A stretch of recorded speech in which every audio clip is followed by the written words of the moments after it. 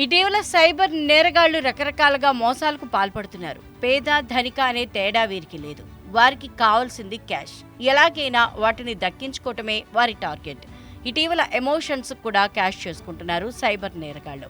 పెళ్లి పేరుతో యువతులకు వలవేసి పూర్తిగా నమ్మకం కుదిరిన తర్వాత నిండా ముంచేస్తున్నారు.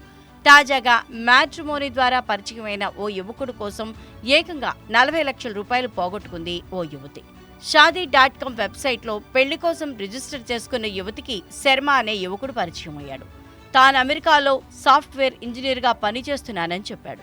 తాను త్వరలోనే ఇండియా రావాలనుకుంటున్నట్లు తెలిపాడు. ఆ తర్వాత తరచుగా యువతితో వీడియో కాల్స్ మాట్లాడుతూ ఆమెతో చనువు పెంచుకున్నాడు. ఒకరోజు ఉన్నపళంగా ఫోన్ చేసి తాను ఇండియాకు వచ్చానని, తనను పెళ్లి చేసుకోవాలనుకుంటున్నానని యువతిని నమ్మించాడు.